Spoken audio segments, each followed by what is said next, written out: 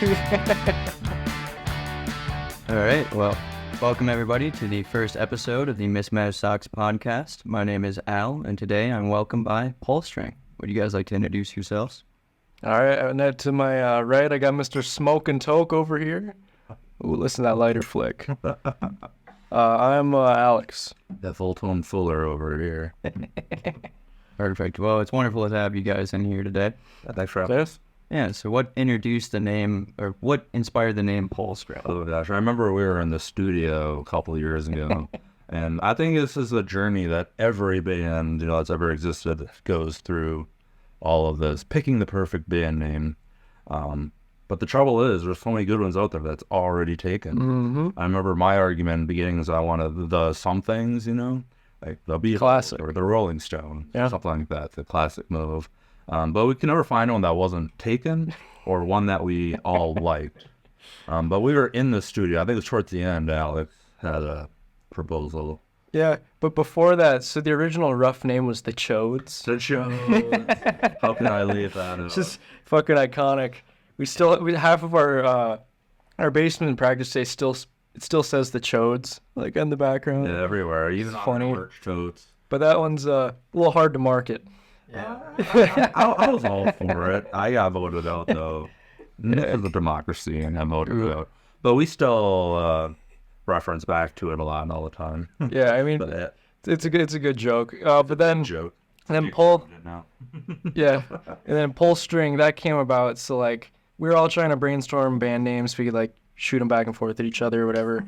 So then one night, my girlfriend and I, Kayla, we were just sitting on the couch like, what are good band names? And she looked up at our fucking ceiling fan and she was like, what about Pullstring? It's got one of those old like string things on it. And I was like, honestly, not bad. Yeah. It's like we have an Pullstring. idea. Yeah. Seeing the cartoons, like the light bulb. Yes, and that's why your stickers and like your merch has the light bulb. Yeah, it's like you're pulling the old school light bulbs where you're like pulling the string and turn them on. Yeah. So I brought that one to the guys and like they were all kind of lukewarm on it for a little bit. They were like, it's all I right. still think it's kind of dumb, but I've grown to like it. Live it. Yeah, it works out pretty good. Best thing we had, it wasn't taken. Yeah. That was my thing. It wasn't Yeah, taken. to the extent that we actually like were able to register Pullstring Band as an LLC or Pullstring. It's Pullstring LLC. Yeah, The register. so we got Of an official the business. fucking name. Okay, cool, yeah. Oh, Yeah, you're full on LLC, and that's interesting. Like, yeah, it's on our credit card and everything. dude, this guy has like a business degree, so like I just let him deal with all that stuff. But all right, yeah, would you guys like to tell me more about how you guys met? That's a good story. We I could start before I met Alex, because this was originally my project. Yep. That's why it was called The Chodes in the beginning, because I was with a couple of good friends of mine from college, Tristan McLaughlin and Josh Hogan. Shout out you guys. Hopefully you're listening. But early on in the pandemic, I invited those guys over to jam, because music's always been a passion of mine. It's always been a goal to at least get something recorded, something on tape. Say, all right, we made this. So I started drafting a bunch of demos up and inviting these guys over. And we, had a lot of very early recordings and whatnot. It's not very good, but still a lot of fun to look back at. Mm-hmm. But at that point, it was Josh Hogan. We were at the journey. We're trying to name the project. And he said, you just made a dick joke about the Chodes. I loved it so much. That's why it stuck around. fucking the Chodes. But then come fall 2021, I wanted to start putting things in motion. So I started touring studios. I reached out to a good friend of mine, Zach Gonay, over at Vasquez Productions, did a studio tour there and everything. Eventually, I booked time in January 2022 to start actually, recording these things. But it was around that time I actually met Alex. Yeah, I just kind of fell out of the sky and just like That's a good way to put it. so like weird random connections and like so my girlfriend posted a clip of a song that I had been working on with a friend on her Instagram story. Josh met Kayla years ago, saw that and was like, yo, that sounds pretty cool. Like whose song is that? Whose music is that? So that led him to sliding into my DMs. No, I slid into her DMs actually because I didn't know you yet. Yeah, I was sliding into her DMs about me. I was like, hey, you guys And should then- come over. That's literally what I said. Yeah. So and we put it off for a little while because I was like, I don't know this dude. Like, it's a little weird, but you know what? Fuck it. Maybe it'll be fun. So we go over the first time. He plays me some of his stuff. We jam a little bit. So like, in the band I do guitar and vocals, but like I'm actually a drummer too. So I swear half of that session I was just on drums. I play drums too. Even. Yeah, we were killing off and shit. Jamming Oasis, I'm on drums and we're doing that. I love that stuff. But we really just connected over a lot of the same artists we love. Oasis is one of them, Green Day. We have a lot of these same core influences. And also, I liked some of his songs he played me. But one of them in particular called Isolated, I was like, I think this is really cool, but what he had as the chorus on it, I was like, I think that should be the pre-chorus. Like, it feels like it's building, but it needs to go somewhere else. So just kind of on the spot I heard this idea in my head. I was like, well, what if we take it here? And then I just wrote a new chorus with Josh. And then, so then we did that. And then by the end of it, we were kind of like, well, shit, am I in the band now? Like, Yeah, I remember I betted the other guys. Like, should I invite this Alex guy to join the band? yeah. I think they felt threatened at first. I was like, oh, it's our fun little project as friends. It's just a friend, just for fun thing. I Yeah. was like, fuck it. No, I like his songs. He's a good singer too. We need a good singer. So Yeah. Oh, yeah, and that was part of it, too, is I had my own songs. So then take Josh's, add mine to it. It's like, oh, we got a little bit of material now, don't we? Yeah. So it sounded like it started with mostly like Joshua and his group, and then you were added in later. Yes. Okay. And then I gradually took more control. we had a lot more songs to offer, especially right away. Yeah. Then we're really out of a vault of 100 songs, whatever, to varying degrees. That's where a lot of the album came from later too.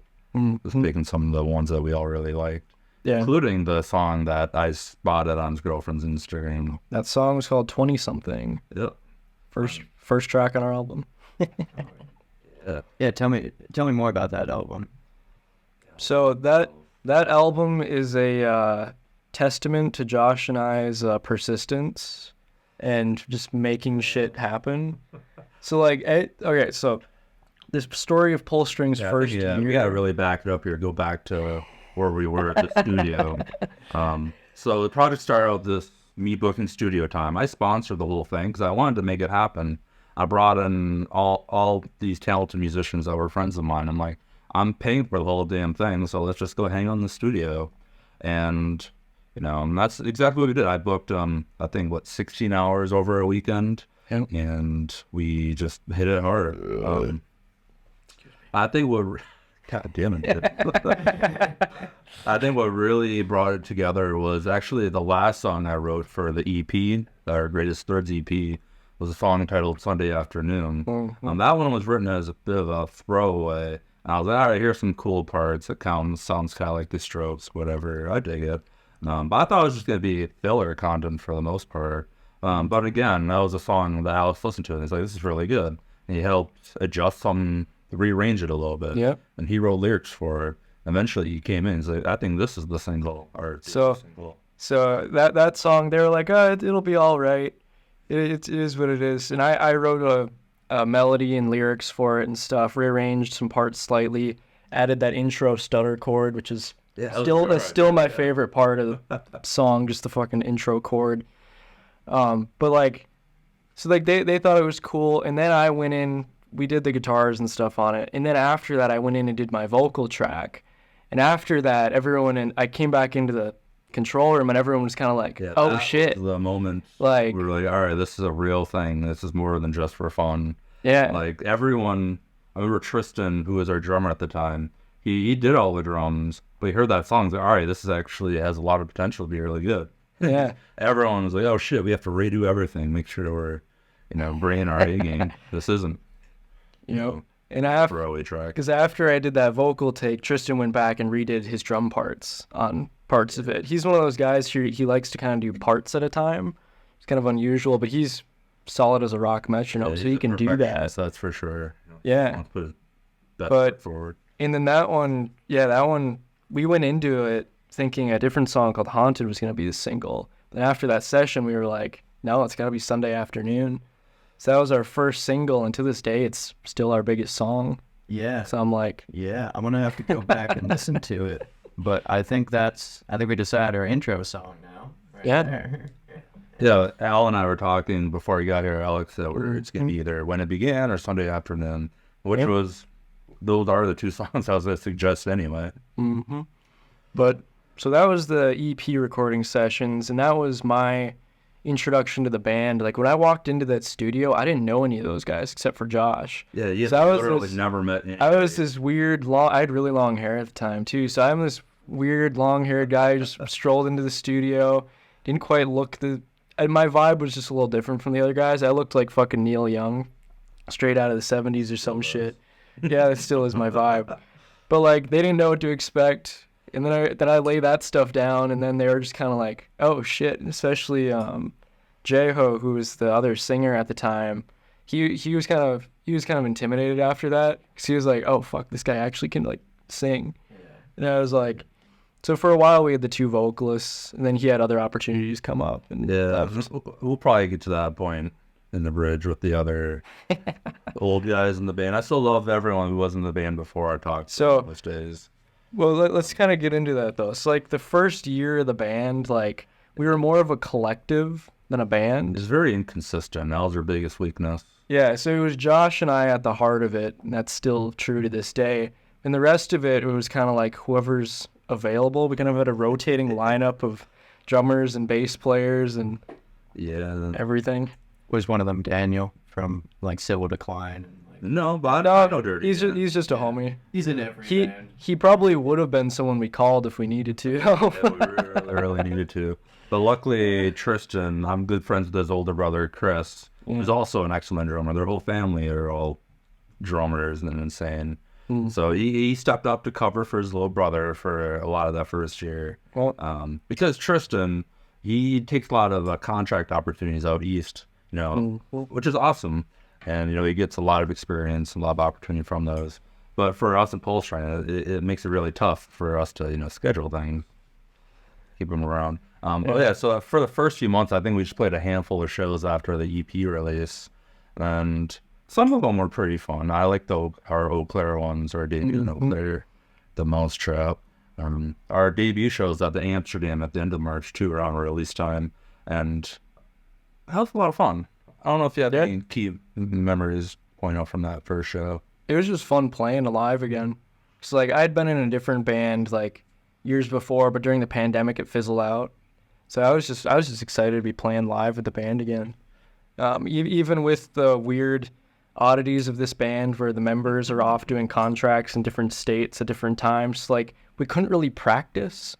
No, we practiced day of most times. Yeah. The first few months. Yeah. Which luckily everyone was fantastic musicians, so we pulled it off. But it isn't until like this year, as of March this year, we finally had like a stable lineup in the band, and now we're like the tightest we've ever been because of that. Yeah, it's like we actually seen us early on, even in the Amsterdam show. They see us now and they're like, "You guys have definitely leveled up a bunch since that first year." Well, and that's just what happens. Cause like this year, I was looking at it. We track our stats on like the Setlist FM website. We've played like 40 shows this year now. Something like that. We've had at least one show every single month minimum. Usually more than that. Like it's kind of crazy. Wow. Yeah. Anyway.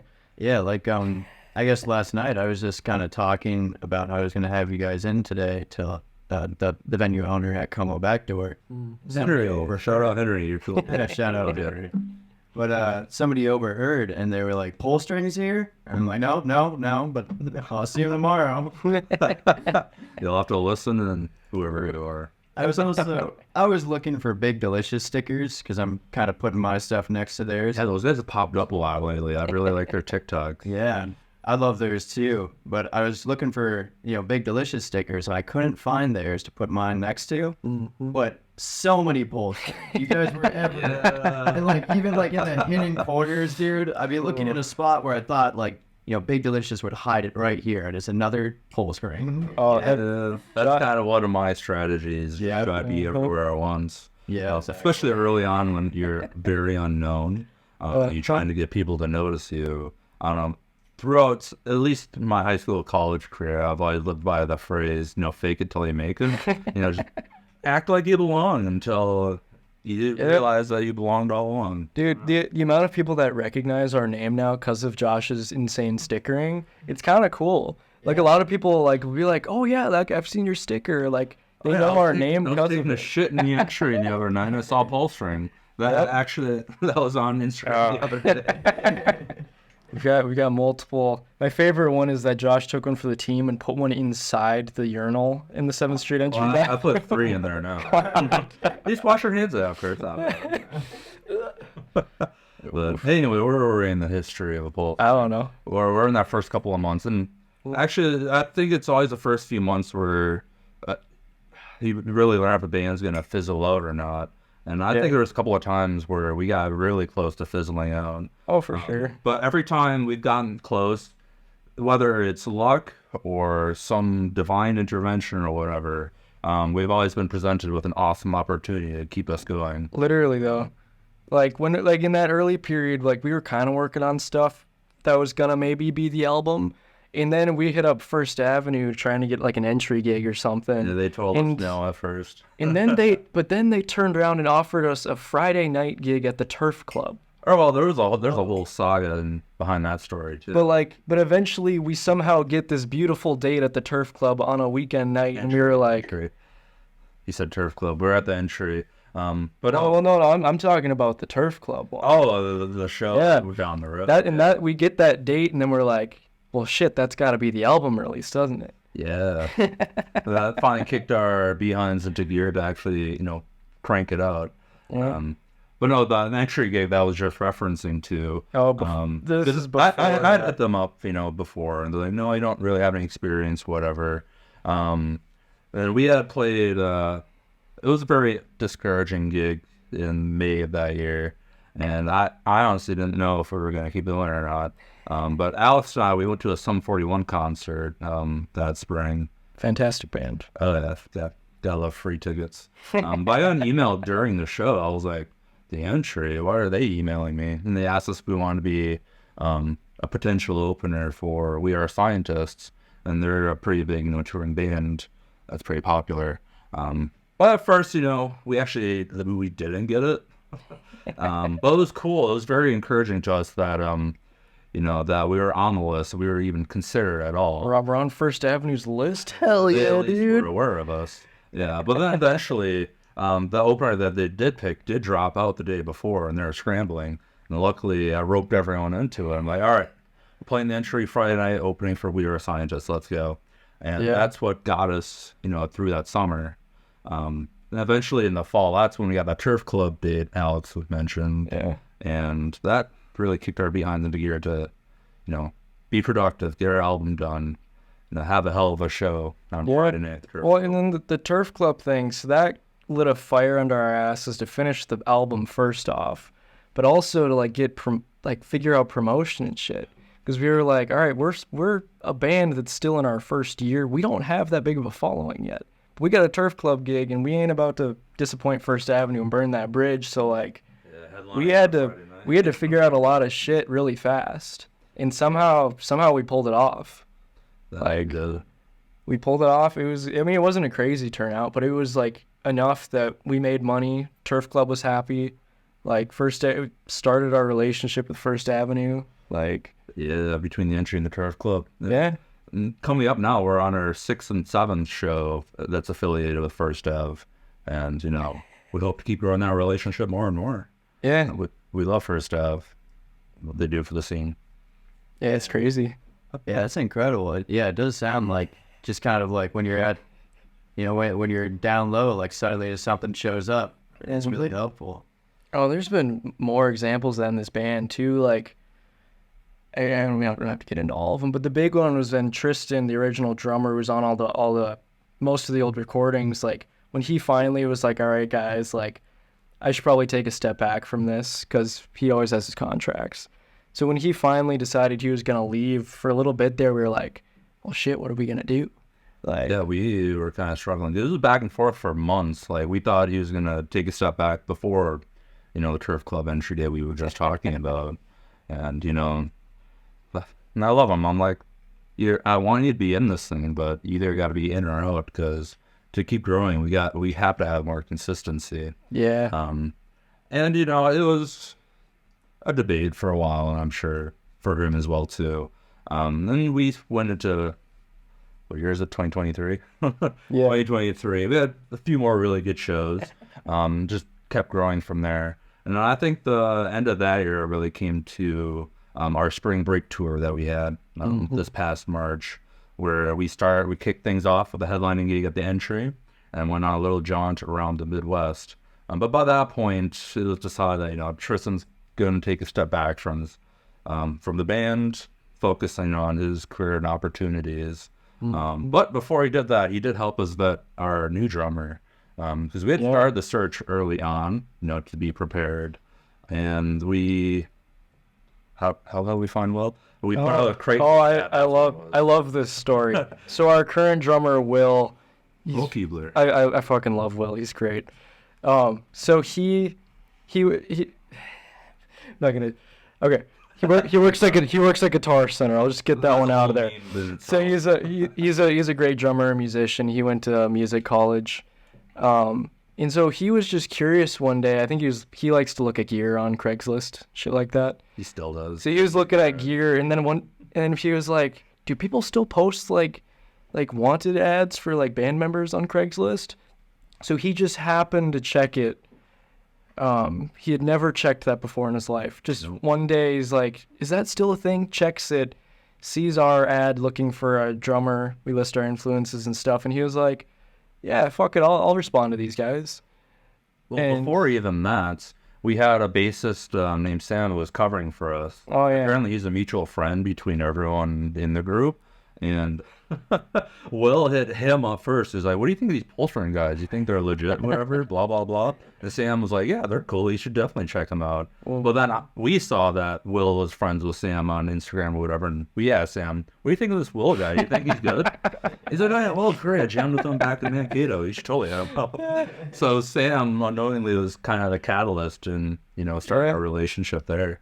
And, But yeah, we jammed with a couple of drummers, but Will was the guy that just like clicked the most with us. Yeah, he was very effortless with all of the drumming and learning things up. And same influences, like we threw a couple of Green Day songs at him on the spot, and he was able to do it. So we were like, all right, checks out. That's correct. The influences behind it.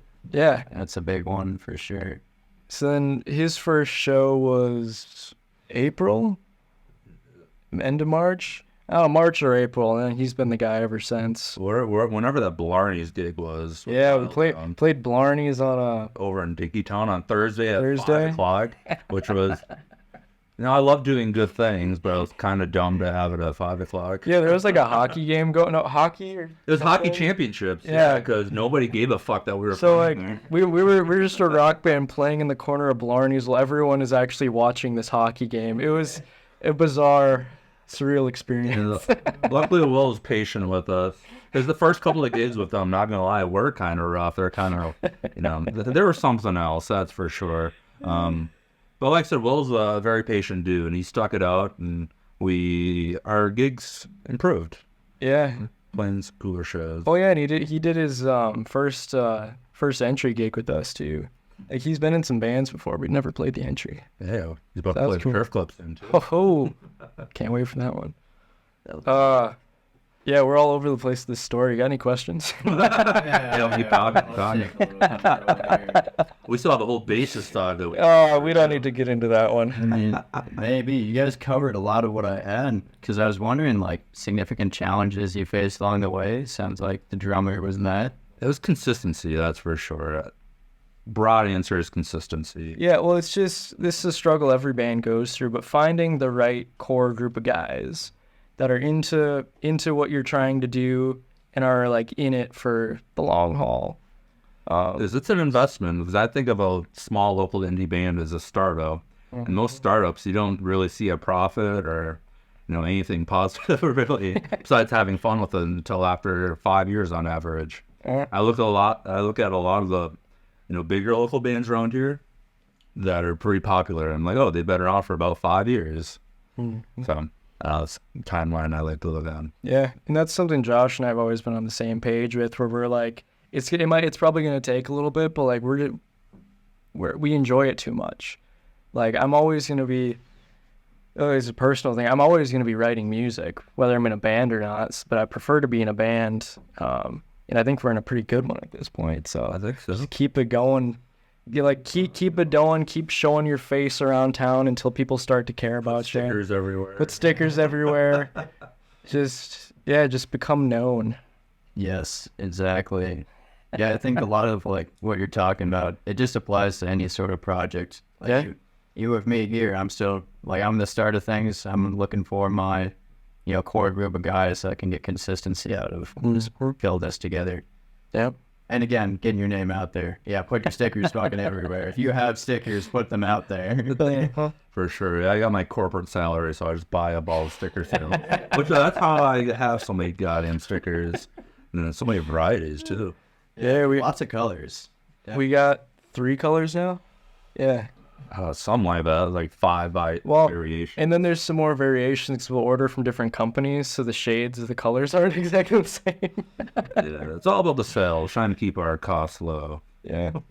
Can't put it all on the band card. Yeah, definitely. I like your marketing strategy. I like all that. That's a fun one. All right. Yeah, Oh, so boy. yeah, we kind of talked about the favorite venues you've performed at before. Oh, I mean, we got other. I mean, the First Ave venues are fantastic. Especially here in the Twin Like- Cities. That's kind of like the golden standard. Like they treat you like a professional, even when you're at our level, where like you're still really just you're a local band, but they treat you like professionals, and it's fantastic. For sure. And they But respond well if you act like professionals too. Yeah. Because how we conduct ourselves in Pullstring. Like I have old colleagues at Live Nation, and like, oh, Pullstring's better managed than most regional national bands. Like, you guys are pretty tight. But all of that aside, though, my favorite shows we've ever done though are the house shows. Yeah, Like- it's just a vibe. The DIY venues, Yeah, they're the ones that really keep the DIY scene alive and going. Like that's where you find the most energy, for sure. Like, we I talked mean, about the Como backdoor a little bit ago. yeah, I mean that's how you met us at that recent Como That's backdoor. right. Like So we met you, Al. that was a great energy one. I feel like we always play a little harder at those ones too. And all the fast ones. Yeah. Our favorite, craziest show we've ever done was at a house venue in Iowa called the A-Hole. Oh, it's Ames, Iowa. Ames, Yeah, Iowa. that's where the name comes from, kind of. Called the A-Hole. Endless jokes are made about that whenever we go there. But just, it's the only house venue in Ames, Iowa. So everyone who's somewhat interested in music, and even people who aren't that interested in music, they're just like, oh, that's something fun to do. So last time we played there, Yeah, last month Yes. we went on a little Halloween. oh my there, God. Out there, and we had our Scooby Doo theme, which was a lot of fun. But they packed up the whole fucking place, and like it was so packed that they were turning people away. They're like, sorry. Yeah. They come back in a little bit, maybe people will clear out. But I was just going out the driveway, and they're like, this is insanity. Yeah, and the energy was insane. Like from song 1, people were dancing and shit. So that's just one of those ones for us where I've never experienced such a large adrenaline rush just from the energy of the crowd before. Yeah, I love. Even a month later, I love looking back at clips from that show. Yeah, and I filmed it. Oh, thank God I filmed it. And I got a good side angle so you can see the crowd and us. Oh, Still gotta talk to that one dude with the camcorder there. He was just out front the whole time filming everything. yeah. With like an old-fashioned camcorder. But I'll hunt him down. so in short, with the venues, you gotta have both. You know, Really like do. the Some folks that are not as big a fan of the basement shows or whatever, because it's not as professional or clean or whatever. But if you look back at a lot of our, heroes or whatever, that's how they cut their teeth too for years on Yeah. the scene, building their fan base, getting the experience. That's what having that experience is what translates them to the and level. And that's how you meet the coolest people too. Like that's how we become like really close friends with some of the bands that we play with a lot. Like, well, we were already homies with Graham, but like we've gotten closer with him and the rest of his band and Nothing But Nice. Coming down. Bailey, Henry, the guys who run the back door. Meeting guys like you who are on a new cool projects too. Like the networking from the house shows is unparalleled. Yeah, it is incredible. You could go there with anything. Even like, I guess my mom, she's a hypnotist that helps people stop smoking. I've been handing out her cards to people. Oh yeah. Like when they're smoking cigs, I give them my elevator pitch and I'm like, hey, you want to stop doing that too? Here's my mom. But yeah, it's like, that's where you find people with the most passion, because people running this or a part of this, they don't have any fucking money at all. They're doing all the love for the music and for the scene. Yeah. And with the house shows too, any person that is there has some connection to music or art. Half of them are musicians themselves in bands. Half of them just love that shit. Like, They love it. I always tell these guys, when you're a new band, the best 3 ways to get new fans is, family and friends, those 2 are given. But 3 is other musicians on the scene, whether they're in a band or not. Because they're going out to shows because they love this shit. And if they find a band they love, they're going to follow them. 100%. Great local bands that way. Yeah, I think there's a lot of value to going to all those shows. Mm-hmm. And like, there's just a lot of energy, and like I've started, bringing my camera too, and just taking pictures of the crowd and like the performers too. Like, you guys love it up there. Like, you like the flashes, you like, being in the. Having that documentation is something else too, because most people at a house show, they're just moshing the hell and moshing and dancing and stuff, so no one actually gets it on camera.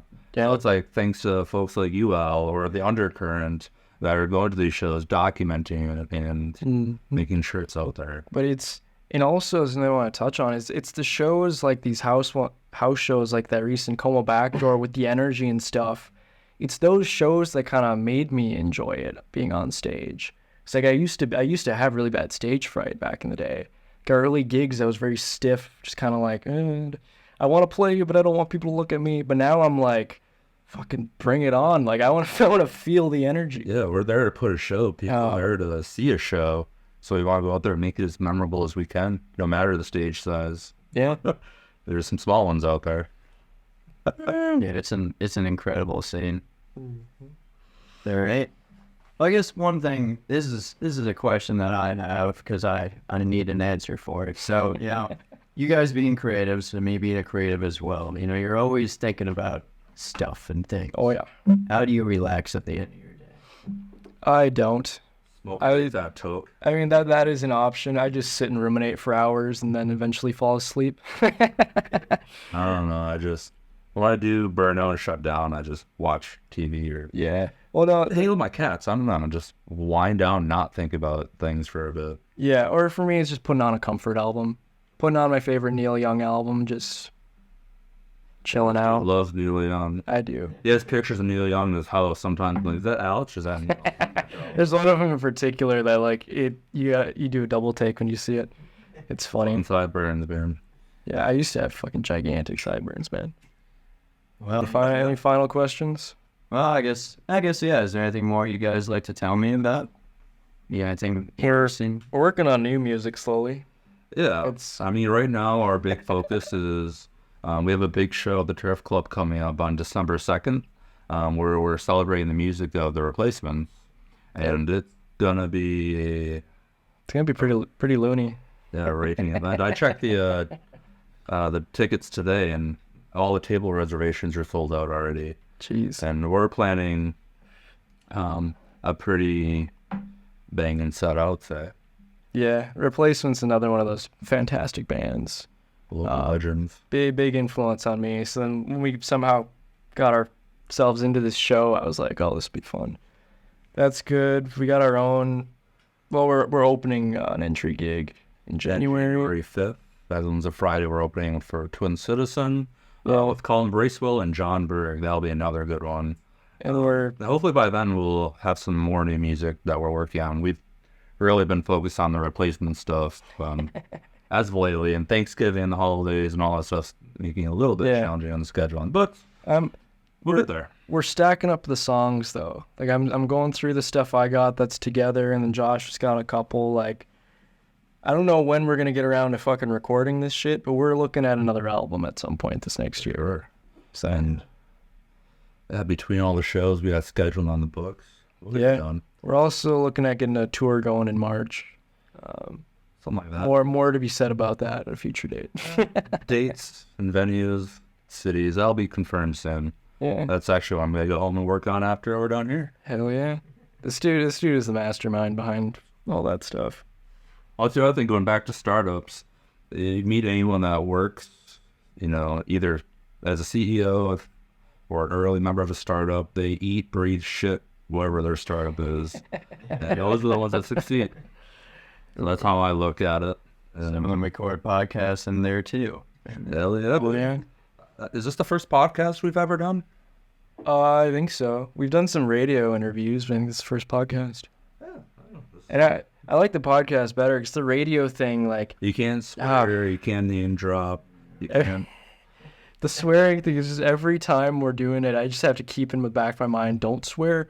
Don't fucking swear. God damn. Shit. We always held it in, though. Somehow. Yeah. But I guess when they, threaten you with a fine if you swear on air or whatever, that helps. What's the agency that runs that shit? FIC something. They don't fuck around. They do not. Yeah. But well, it makes sense. Well, yeah. It's been wonderful having you guys today. Where can people find you to keep up to date with that? we're all over the place. Going back to the sticker, guerrilla marketing, we do the same thing on the internet. So we chronicle our journey a lot on Instagram. That's our main one. There you can find most info, pictures, and stuff at Pullstring Band. At Pullstring Band. Yeah. But we're on all the major ones, whether it's, Facebook, the app formerly known as Twitter, Tumblr, Pinterest, YouTube. YouTube's another big one. We've got a subreddit. Something like that. I use that a lot to find house venues, actually. Reddit has been an awesome resource in that. And yeah, YouTube, all that fun jazz. Music-wise, same thing. Spotify, Apple Music, all that fun jazz. Bandcamp, if you want to give us your money. If you want to help support us, Alex. Ooh. Nah, give me your lunch money, kid. I mean, all of our shit's heavily discounted anyway. So. I mean, if anything, we'll get a cup of coffee. If you go to our shows, our first EP is free. So we give and we take. You know what I mean? Limited anywhere. We're actually about to run out of those. Oh, limited edition. Get them now, boys and girls. And they go up in value. Maybe we'll hit it big, or maybe will just be a fond memory of that one time in 2023. Yeah. I wanna press vinyl too at some point. Pressing vinyl is fucking expensive. I know. It's $2,000 for the base package for all those that don't know. So that's just a presser. And you gotta have the songs and the artwork and all that stuff with it too. Yeah. It's like special mastering and shit. But still, like, the day we have vinyl is the day I'm like, all right, we're fucking professionals now. Yeah, we do have vinyl. He did like a single. You can do like a really small batch special for. He did that for our first single, just for like the band members. Cool. Yeah, just for everyone knows. Memorabilia. Circle at the time. Because I did a limited run of Sunday Afternoon with Isolated, I think, and just as a little celebration. Like, we made this thing. It was an idea, but now it's an actual physical record that we hold in our hands. That's something I love about records in general too. Cool to have. Shit's magical, man. Yeah. ADHD brain. I can talk about random shit on that. It's up to you how long you want to go. Some more performers. Let the tape run. Yeah. Let the tape run. Oh gosh. Telps podcast now. Fuck yeah. This is Telps podcast. Thank you for listening. This is 89.3. Not the current. Definitely not the current. Current kind of fell off. They might sue me for that. Edit that on post. All right, down the timestamp. All right, we getting into the bass players. Why not? That's strap a in. Joke. So we've had, I think, only 3 drummers. It was Tristan was our first, the original guy. Yep. He was away a lot on his contracts in the first year, so his older brother Chris covered quite a few shows too. Yep. But then we found Will. Will's here to stay, I hope. I'm not letting him leave. Yeah. You hear that? Well, fuck you. You're not leaving. But the bassist dealio, that's a whole nother saga. I hate that I keep saying it's something I think most bands go through. But I think it's something most bands go through because if you go to like an open mic or a jam anywhere, 11 times out of 10, everyone's a fucking guitarist. Yeah. Like you find the people who play bass specifically, and like you try to hold on to them. And hopefully they're good and stick around. That's an inside joke. But no, we had quite a few different bassists. I have one friend who was a part of the project for a little bit, but it was something he never really took seriously. He was more interested in the game of soccer, for the world sport, which, whatever. I love soccer too. But eventually, when we came to our first recording session, my friend Conrad Gonzalez, he was around. I was like, come hang out, man. It'll be a good time. Yeah, he was just there for the vibes, and then he ended up playing bass. He's on bass on 4 of the 5 record songs off the EP, I think. Because I was like, dude, we need a bassist. Do you mind, hanging around for it? He's like, yeah, I gotcha. So that's exactly what he did for a while. That was a lot of fun. But yeah, he had some personal things going on, and he decided to move to Kansas City, be with family, and, figure things out, whatever. He was still in the band at that point too. He made the drive up a few times. He did. Which that's like it's a 7-hour drive just for a gig. Like, yeah, just to come hang. Shout out Connor for that, man. Connor's a real one. I love it, Connor. Connor's got a great ear. He can play anything too. Literally, that was my favorite thing about Connor is that like I never. First, he's a great musician. No, like Connor, I never had to show him how to play a fucking thing. No. Where with like usually I have to like show people the chords and stuff in my songs. Connor, he listened to it twice and it was like, cool. Even on drums, that was it. Yeah, a couple songs like Haunted. There's a part and then it goes 6/4. I think he listened to it twice. We jammed it twice and he had it down. What Tristan had wrote in 6/4. I love musicians like that, man. And he's super talented. He's out there with Tristan in jail right now doing contracts. But anyway, Connor, he was in Kansas City for a while. Eventually, the drive became a bit much, which I don't blame him. That's a hell of a drive. I would have just left the band from the get-go. So at that point, we were looking for other bassists casually. We had our friend Sam in it for a while. Yep. He's the one who was mutual friends with everybody, including Will, that we mentioned. Yeah, he was in my old band for a little bit, and before, he was in a high school band with our current drummer, Will. So we just have a lot of random connections to this guy. Fantastic bass player too. Oh, he slaps the hell out of his bass. That's what's cool about the music scene. Everyone seems to know each other. But Sam, he was only in it to, help us out and cover for a bit. He didn't want to be in it full time. Yeah, well, he was playing with a different band at the time too, so he was kind of didn't have the time for it. For sure, and I appreciate that he stepped up to help cover too. Like, that's another thing where shit, if we don't have a bassist, what the hell are we gonna do? Fizzle out. But eventually we started holding auditions for new bassists. And I think a lot of the folks that we came across were guitarists that are just looking for, an opportunity, including our homie Connor. He's a guitarist first, but he's willing to, do whatever for the team. And we auditioned a few people, including our current bassist. We went with a guy I knew from college for a bit. He covered. Then eventually Connor is like, I'm back. I moved back to Minnesota from Kansas City. I was like, oh, sick. You know all the songs. Can you cover a few shows for us? And that's what turned into all last summer. And, Connor was around for the shows and helping us record our last single, which was Can't Hardly Wait, a cover of the Replacements classic. But eventually he got an opportunity to do a lot of the same contract stuff that our old drummer Tristan's doing out east.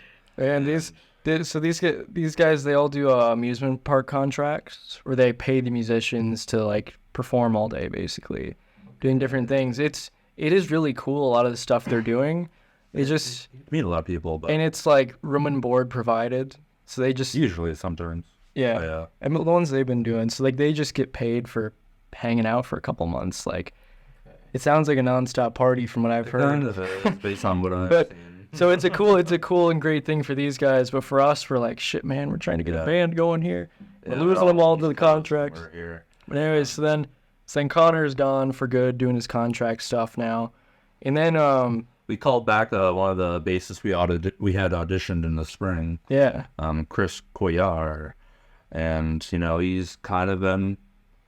You know, the Connor basically. He's the he guy. also played most things. Yeah, he's another guy. I didn't have to show him anything. He showed up. He knew the songs.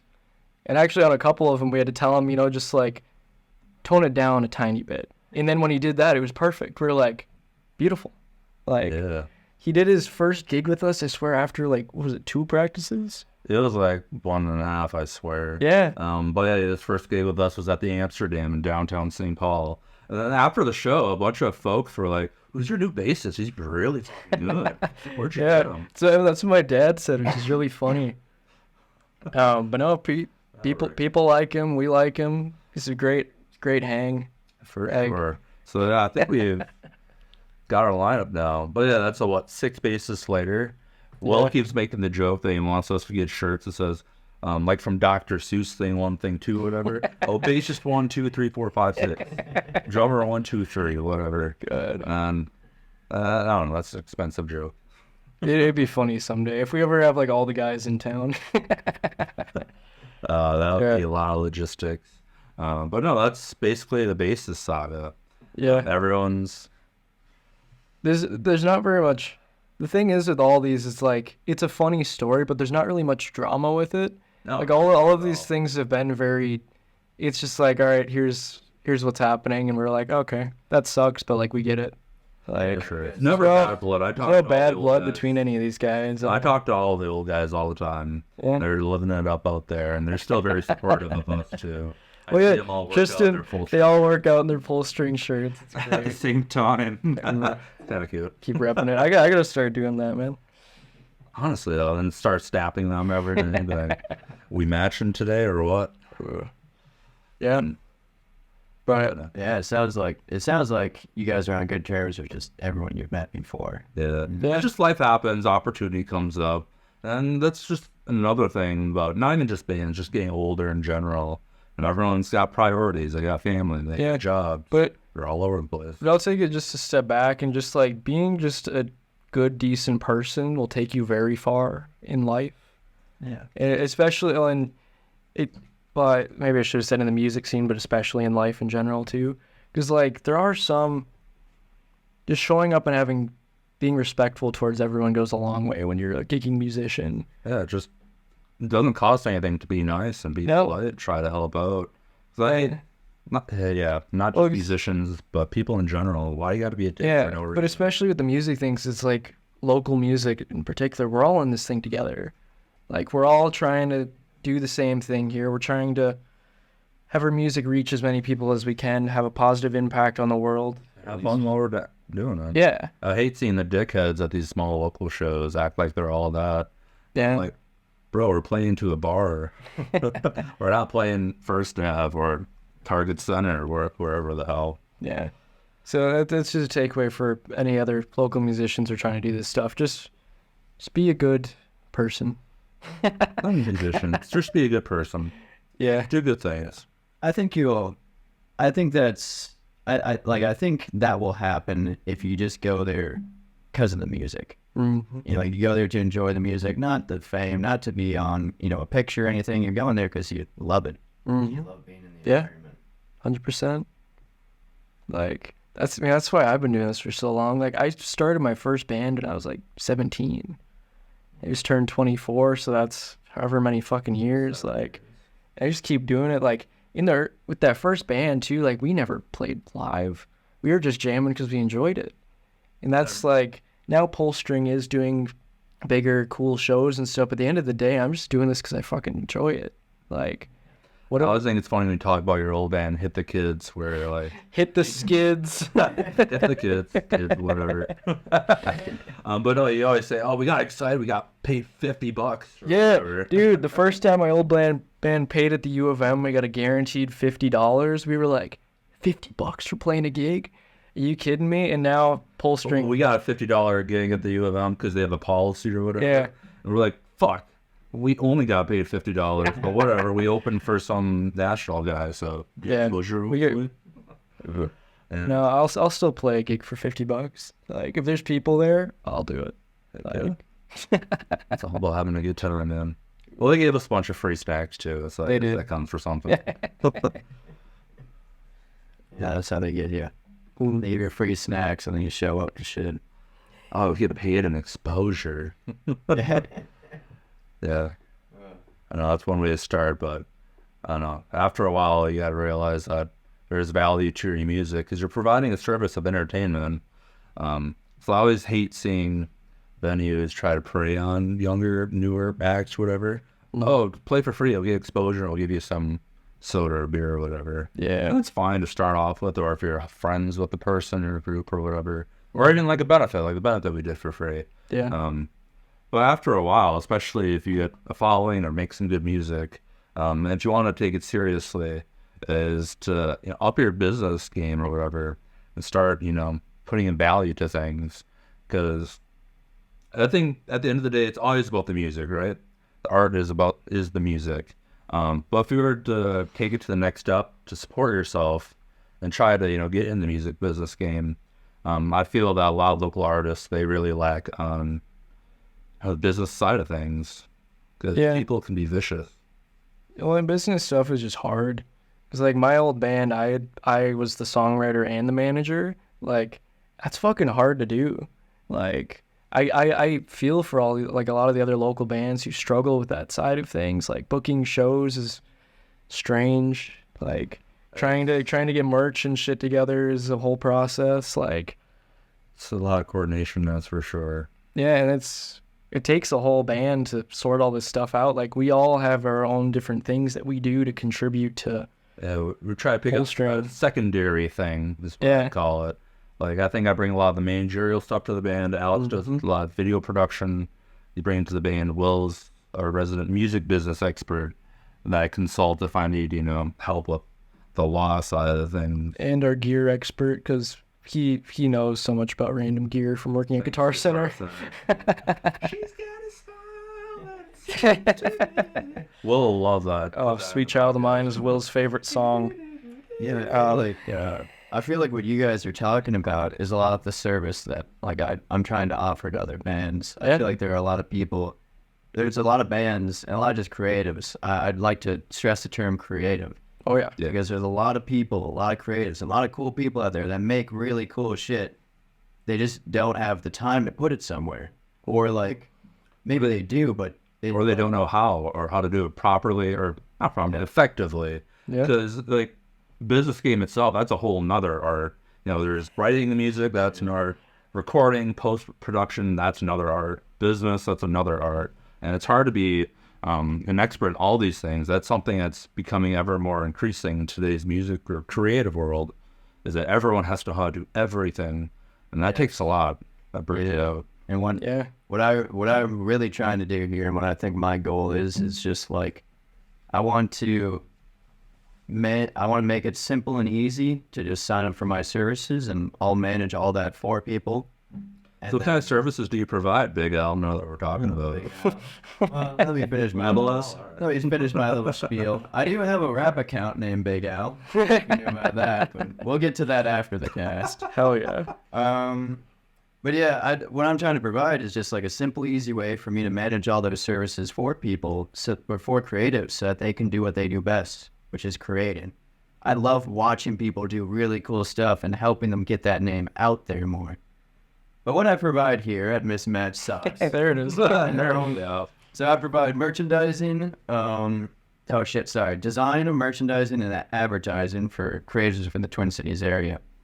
So I guess if I want to talk a little logistics here, as far as my design department goes, I don't personally touch it too much, but what I do is you sign up for you fill out the application, and there's two options there. You can either work with students from Dunwoody or from U of M campus, or you can work with professionals, graduates that I graduated with.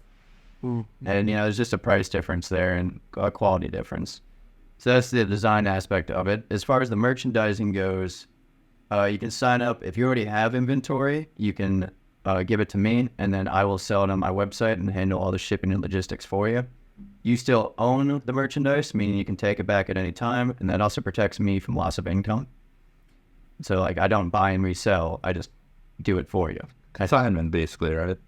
What? Consignment? That's where you have another service sell things for you. Like, for example, we have CDs at Cheapos around the Twin Cities, but they're technically on consignment where they sell it for us, and I think they just take a little percentage just for the service. In return, we get to have CDs with all these other cool artists in the section. That's exactly what I provide on that portion. The merchandising also includes, I'm building this a little bit more in this part of the business, but just production of merchandise as well. And, if people want t-shirts made by me and then shipped by me, so we can do it all in-house. And then the final part is the advertising, and that's what we're on right now, the podcast, as well as just the Instagram and just photos that I take at different venues, stuff like that. Yeah. Hell Yeah. When you do work with our designers, though, one thing that people don't realize about designers is that when you hire a designer, especially in a professional department, you don't just get, your logo sent to you. You'll get your logo, you'll get your Instagram profile picture in perfect resolution. You'll get your YouTube background. You'll get your Spotify. Everything will be in perfect resolution and ready for you. So it's a one-stop shop for everything at once. Whole package. Especially with the professionals, you can sign up for more long-term things if you're going to want branding throughout the future. Contracts. Yeah, summing it all up, Big Al here, Big Al, provides a lot of the business aspect as a service, which, can be very challenging to a lot of smaller artists that want to focus on, the art itself. Even our band, for example, I wrote a lot of the music for a lot of the early stuff, but I've really had to take a step back just to focus on a lot of the managerial stuff. Now it's you should write more songs. And I'm I don't have fucking time. But no, that's definitely a great service that provide here. Yeah, and I think that there's this huge community of it out there. There's so many. I've met so many people and so many artists and so many just creatives in the past 2 weeks that I've realized I've never heard your name before, and you're amazing. Even you guys, I never had a clue that you existed if I didn't show up. Yeah, I think you're hanging around at a merch table and you said hello. Yeah. I'm that's all it takes to get started, no matter what business or field you're in. You just gotta show up and say hello.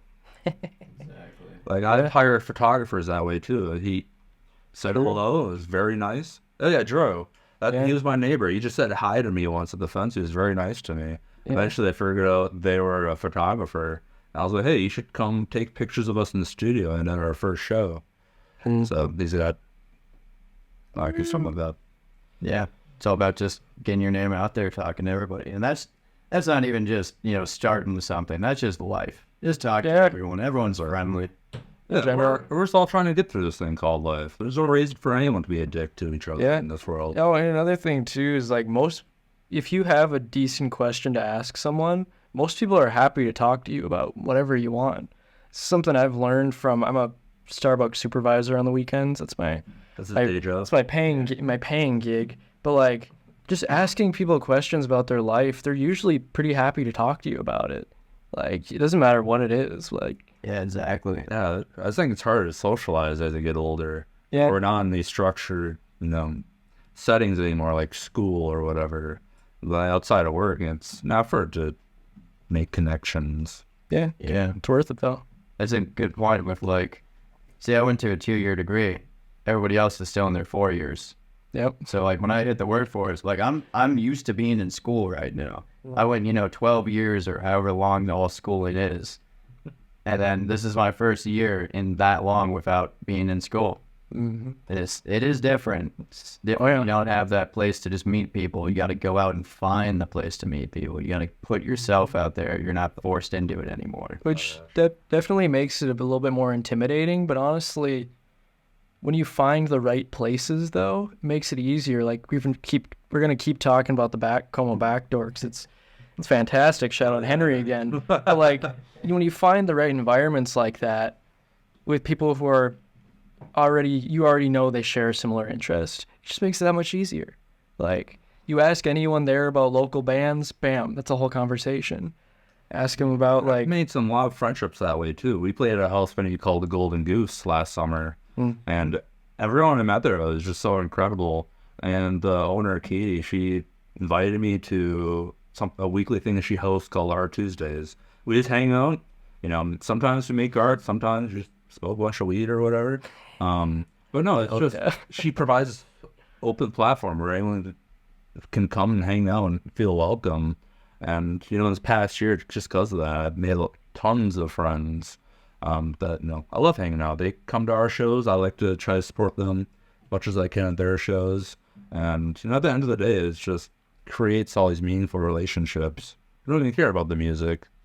I'll go hang out, smoke a joint, some friends. It's a good time. Yeah, I think a lot of people. I speaking for myself and maybe some other people out there. I think a lot of people, they found this community because they were looking for a sense of community. Yeah. Like they feel like they didn't belong, and then they found a couple backdoor again or something like that, and then they found a spot where they felt like they could be there, consistently and be a part of something big. Because I firmly believe that as creatives, as creative people, we're kind of fucking weird. But like that's not a bad thing. But it's like we don't necessarily fit in with everyone we meet. But you go to that environment where you're surrounded by these other creative types and musicians and artists and just people who care about that stuff. And yeah, you find your people, find your community, you find your bandmates. Like, that's what it's all about. Yeah. Yeah, I mean, you go there and everybody's weird. So, No, it's... Right in. Oh yeah, yeah. Good way And if everyone's a little weird, then it's unique. just Unique. everyone is just themselves. That's kind of the big thing. Like, And no one cares what you look like or act like as long as you're not a fucking dick. damn, And those people get weeded out easily though. Like if someone the vibe is off with someone at the back door, like or anywhere, not just the back door. you just keep coming back to the back door.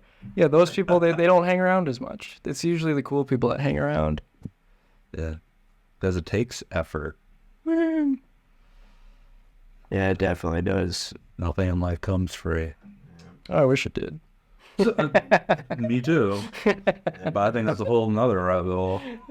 Well, you get a free podcast. Oh hell I'll plug myself there. It is free to apply for. I'm going to figure it out from there. How This do you match apply for it, sucks. How do you apply for it? You can scan the QR code on the screen right now and go to my website, and then from there scroll all the way to the bottom, and there's 4 different applications for all of my different services. And you have to send them a picture of you wearing mismatched socks.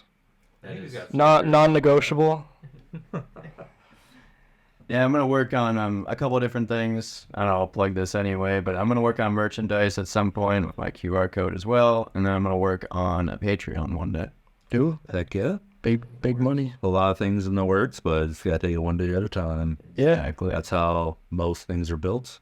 Yeah. That phrase, Rome wasn't built in a day. Something like that. Some I don't know. dumb shit like Well, and it'll be cool. We'll be back in a couple months probably and kind of see your progress, hear our progress. Yeah, let's say that with a lot of level band, just seeing all of their progress, how far they've come. Like, I went and saw a release show of another peers of ours, Dialtown, at their debut album release show a couple of nights ago. And I remember meeting them a year ago when we played at the U of M Battle of the Bands. There's the new band with great songs, and now they're all on record. And that show I went to on Friday was probably the best local show that I've been to, production-wise. Is that the Fine Line one? No, that one's in December. No, Yeah. they had their debut headlining show at the Cedar. Oh, yeah. The Cedar a couple days ago. It was a ton of fun. Our friend Zach Gonay also worked on that album. Shout out Zach. I love you, buddy. Love you, baby cakes. That's our nickname for each other. All right, well, should we wrap it up there? Sure. Oh, you got more things to say, Alex? We can keep going. That might get an hour and a half. Lots of good stuff. He's got lots of blooper gag reel shit. You can cut this into multiple episodes. Honestly, though. I think I'll keep it as one. We'll see. It might be a long one, and then I'll have a bunch of clips. That's what I said. So they make some TikToks Whatever. out of that shit. Yeah. Like, unfortunately, TikTok is just a part of our creative lives now. And hell, I've gotten some audience members on TikTok before too. And that's a whole nother avenue. Anyway, I know. I've avoided that my whole life so far. I haven't had TikTok ever, and Yeah, I don't know if I'm gonna need to for this. But hopefully, maybe I can find a friend. They'll make the account for me. That's not on any of my shit. Not on any of my software. Get it buy a burner phone just to have TikTok on there. Yeah. get the algorithm so it tracks you and shit. It takes me like 2 hours to make it what I consider a decent TikTok. Like, it's a lot of effort, too. And, yeah, learn how to make all that shit and have the content behind it. And then We're just trying to, at least for us, we're just trying to make music. But like I said, in today's world, you got to know how to do everything. I know. I'm fine with, YouTube and Instagram reel stuff. I'll rock that for now. Yeah. I don't need to talk yet. Yeah. Well, thank you guys for coming in today. This has been wonderful. It's been fun. Thanks for having us, Big Al. Yeah, no worries. I'll go by Big Al from now. No worries. I'll bring that. That'll be your on-air screen name. Like, we interviewed with one dude. I think his name's Ricky, but he goes on air as Johnny. And I thought I was gonna mix that up so bad, but to each their own. Yeah. Yeah, it's actually, Big Al is actually tattooed on my leg, by the way. Well, so you have to do it. All signs are pointing to Big Al. I feel like that's just going to be it. Big Al will be my internet person. Big Al's mismatched socks. There we go. Hell yeah. Yeah. All right, well, yeah, it's been wonderful having you guys in today. So we had Alex and Joshua from Pullstring. My name is Big Al, and this has been the first episode of the MisMatched.Socks Podcast. Thank you all for listening. Wait. So why do they call you Big Al? I see where you're going with that. We'll get to that on the comedy cast one day. I'm actually thinking the name will be the Dirty Sock. The Dirty Sock. Yeah. Very good. Well, scan the QR code and follow us. The stiff sock. No. And some all right. Alright, well, scan the QR code, that'll take you to the website and the Instagram. You can follow me from there and, keep up to date with everything. Peace. Consider your strings pulled.